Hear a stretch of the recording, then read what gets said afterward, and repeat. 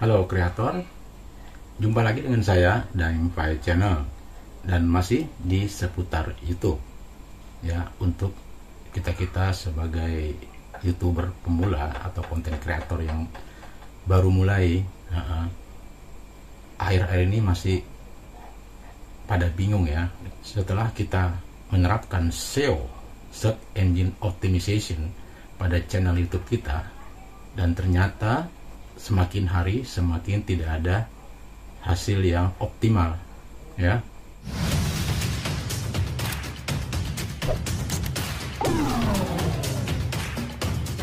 Banyak konten kreator yang mengajarkan kebaikan tentang untuk supaya direkomendasikan oleh pihak YouTube ya, dengan prosesor algoritmanya kita harus menerapkan yang namanya SEO.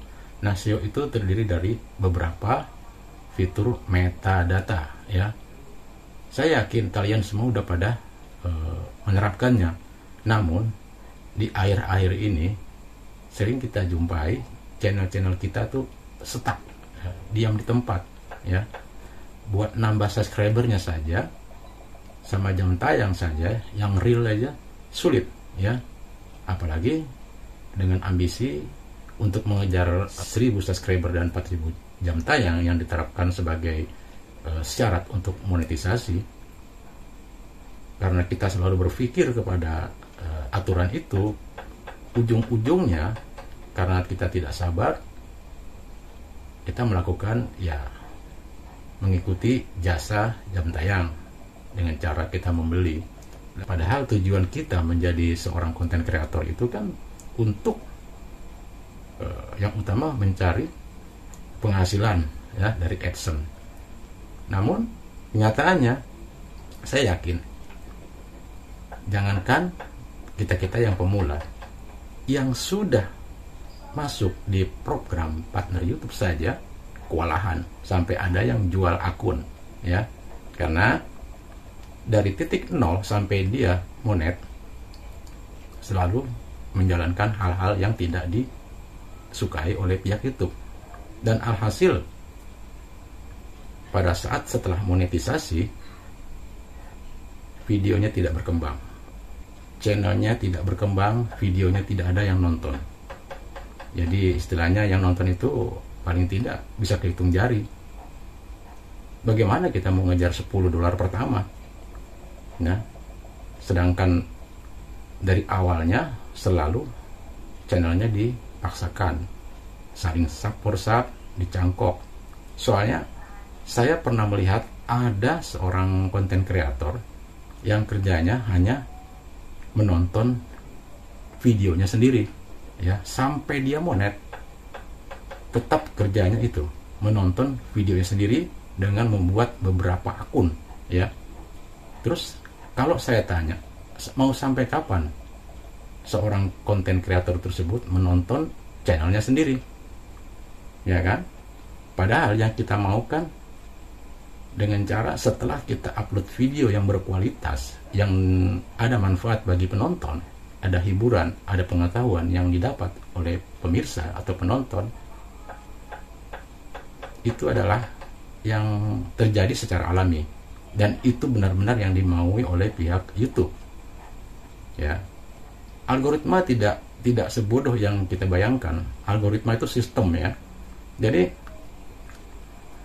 di situ selain ada beberapa sumber traffic yang ditentukan oleh sistem algoritma, ada yang namanya sumber traffic invalid. Nah, sebenarnya algoritma itu tahu bahwa mana sumber penonton yang bukan alami ya. Algoritma lebih tahu. Yang pasti setelah saya telaah, saya lihat dari beberapa channel, saya buka ya, ternyata algoritma atau pihak YouTube tidak akan merekomendasikan video kita yang sumber trafficnya tidak jelas ya. Jadi pihak YouTube hanya mau merekomendasikan video-video kita kepada penonton dengan tema yang sama dari hasil ramenya views kita yang ditonton secara alami. Ya, seorang konten kreator yang setiap hari hanya bisa menonton melalui akun-akun yang dia buat, hanya menonton channelnya sendiri. Ya, sekarang bayangkan kalau dia berhenti tidak menonton satu hari kali 24 jam, tidak menonton sendiri channelnya, video-videonya melalui akun-akun yang dia buat, berhenti saja dia tidak menonton, nah, viewsnya akan berkurang, ya, jam tayangnya akan berkurang. Nah, di situ dia ada pengaruh dengan penghasilan dari YouTube-nya. Nah, sampai kapan harus begini terus, ya? Jadi sahabat kreator semua, setelah saya simak beberapa channel yang sedang viral sekarang, bahwasannya jika kita ingin direkomendasikan oleh pihak YouTube, ya, kita harus biasakan menonton video-video pada channel yang sudah besar, ya, dengan syarat kalau kalian adalah konten kreator atau YouTuber masak-memasak, maka kalian harus tonton channel besar yang temanya masak-memasak juga. Begitu pula kalau umpamanya kalian adalah konten kreator seputar YouTube, tutorial seputar YouTube, ya kalian harus nonton channel-channel yang tutorial seputar YouTube yang sudah besar juga, ya. Bagaimana caranya? Ya, coba kalian tonton dengan akun lain, dengan email lain, atau kalau ada handphone lain. Karena penonton YouTube itu cuma dua, ya. Satu YouTuber, kedua orang umum yang bukan YouTuber. Nah, dia bisa nonton kalau dia punya aplikasi YouTube, ya. Jadi biasakan nonton ke channel-channel besar, dan ingat jangan pakai akun channel kita, ya, pakai HP lain, ya, minimal 3 video, ya, yang besar-besar itu channelnya. 3 video kita tonton sampai habis, ya. Pertama kita tonton, like, mau komen juga, tonton lagi video kedua, like, komen sampai full habis. Ketiga juga baru kita lengkap tuh, ya, like, komen, baru subscribe. Baru yang keempat kita tonton video kita, tetap pakai akun lain, ya. Kenapa begitu? Supaya pihak algoritma YouTube mengetahui bahwa video-video inilah yang sering ditonton, ya. Video-video inilah yang sering ditonton, dan dia terkait karena waktunya sama, dia terkait oleh video-video channel besar, ya. Setelah kita nonton 3 video channel besar, baru video kita sendiri. Nah, ini video kita akan terbawa, akan terkait bahwa inilah tema konten kreator yang sering ditonton sampai habis. Nah, otomatis pihak YouTube akan merekomendasikan video kita yang keempat tadi ke channel besar tadi. Di tahun 2022 ini sepertinya SEO itu tidak terlalu dominan, ya. Contohnya aja begini, orang-orang seperti yang terkenal, public figure atau artis aja, itu mustahil dia tidak akan main SEO. Tidak ada waktu dia main SEO. Saya pun sudah coba, ya, melengkapi SEO, ya, yaitu beberapa metadata dari judul, thumbnail, deskripsi yang benar-benar saya terapkan, yang ada kata kunci di dalam narasi deskripsinya, terus hashtag, baru tag, sudah saya lengkapi di beberapa video saya, ya. Tetap tidak ada peningkatan yang optimal gitu, tidak ada, biasa saja gitu, bisa kehitung gitu, bisa terbaca, ya. Karena kalau semua konten kreator dunia, ya, menerapkan SEO semua, ya, makin lama itu makin kecil, ya, istilahnya kuenya makin sempit. Semua main SEO, ya. Kita punya channel, punya video itu ada di posisi mana, ya. Sedangkan algoritma saja setiap tahunnya itu dirubah oleh pihak YouTube, ya. Algoritma ini yang mencari ya, seperti security yang menatap ya. Dia udah sistemnya itu udah bisa membagi-bagi tema-tema channel ya, subscribernya itu udah dipilah-pilah dengan sistem web ini ya. Jadi algoritma itu bisa tahu, dan algoritma pun sering sistemnya sering berubah ya, melihat dengan keadaan-keadaan konten kreator yang sering bermain curang ya. Banyaknya konten kreator yang bermain-main menghalalkan segala cara yang tidak disukai oleh pihak YouTube, maka algoritma pun merubah sistem gitu ya. Jadi kita istilahnya bisa dibilang percuma juga kita menerapkan SEO ya, walaupun SEO itu benar ada manfaatnya, tapi akhir hari ini makin ke belakang ternyata makin sulit ya. Bukan hanya kita yang pemula, mereka saja yang sudah masuk program partner YouTube saja masih pada jalan di tempat, bingung ya.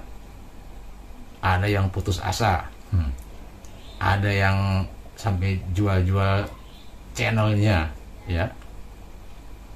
Coba, makanya teman-teman kreator kalau bisa, mumpung kita belum dimonetisasi, yuk kita pelajari teknik-teknik di beberapa video-video konten kreator ya, terutama di konten-konten tutorial YouTube.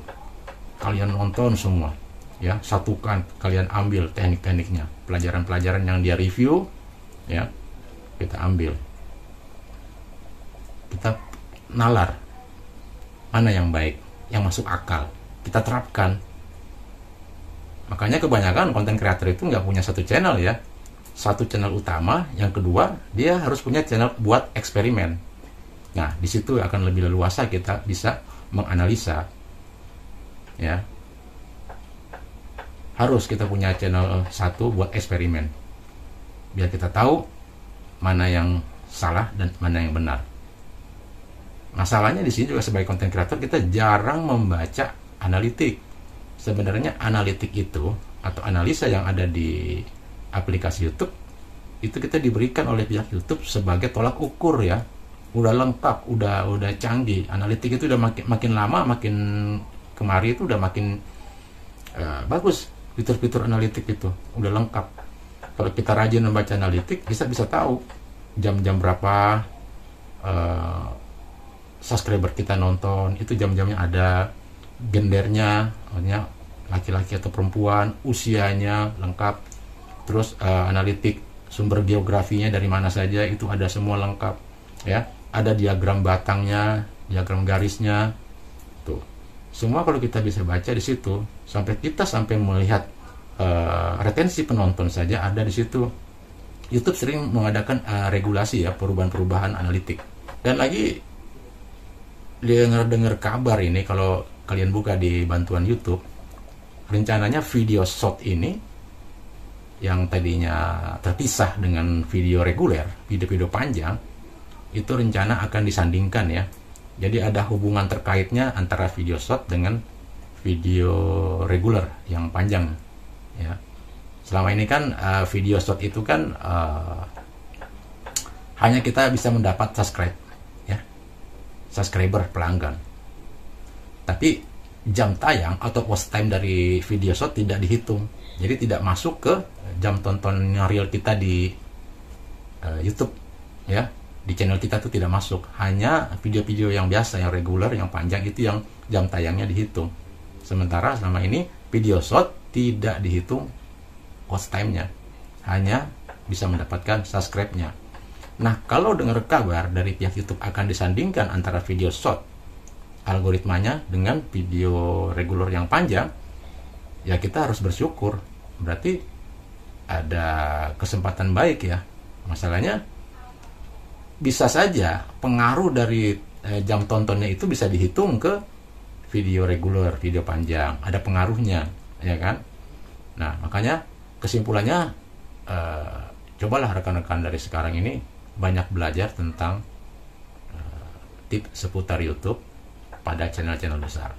Dan lagi saya ulangi, rekomendasi yang sudah mulai bocor viral di channel-channel besar, channel-channel yang sudah maju, channel-channel tentang tutorial seputar YouTube, beliau-beliau mengatakan bahwa usahakan kita nonton minimal 3 video di channel-channel yang sudah besar, tapi setema dengan konten kita, ya. Ingat, setema dengan konten kita. Lalu kita nonton satu video, kemudian video kita, dan nontonnya jangan pakai channel kita sendiri. Kalau kita pikir masuk akal nggak? Ya sebenarnya ada baiknya, ada benarnya. Permasalahannya kita nontonnya berbarengan, ya. Kita nonton berbarengan dengan akun yang lain, ya. Pertama, kita nonton ke channel besar 3 video secara full, nontonnya harus full, ya. 3 video, baru video kita, baik nonton 2 video atau 1 video, baru nanti kita pindah ke channel besar lagi, tapi ingat tema yang sama. Dan ini masuk akal. Permasalahannya kita dengan traffic yang sama, algoritma akan membaca bahwa ini adalah tema-tema yang sering ditonton habis oleh pengguna. Makanya kita pakai channel lain, pakai akun lain. Ya, sampai di sini bisa dipahami, ya. Jadi karena kebersamaannya itu, channel besar akan merekomendasikan video kita oleh pihak YouTube. Nah, cuman prosesnya tidak langsung instan, ya. Lakukan ini sebulan 2 bulan, nanti ada perubahan. Coba deh buktikan ada perubahan, nanti viewer kita, subscribe kita akan nambah, ya. Jadi cara ini tidak ubahnya seperti kita memancing penonton-penonton yang alami yang diharapkan oleh pihak YouTube. Tetap kita nonton dengan handphone kita sendiri, ya. Namun akun lain, ya, di HP yang lain, bukan di channel utama kita nonton, ya. 3 video channel besar kita tonton full sampai habis, baru video kita, kemudian video besar lagi, berulang-ulang, ya. Ya, baik, sahabat kreator semua, sekiranya sampai di sini dulu sharing pembahasan kita tentang algoritma YouTube dan masalah rekomendasi video di channel besar untuk kita mendapatkan penonton-penonton yang alami. Semoga ada manfaat. Jangan lupa di like, di share, dan bagi yang baru pertama kali membuka channel saya ini, jangan lupa ya di subscribe dan tekan loncengnya supaya kalian, sahabat kreator semua, mendapat notif jika ada video-video saya yang terbaru. Oke, salam kreator.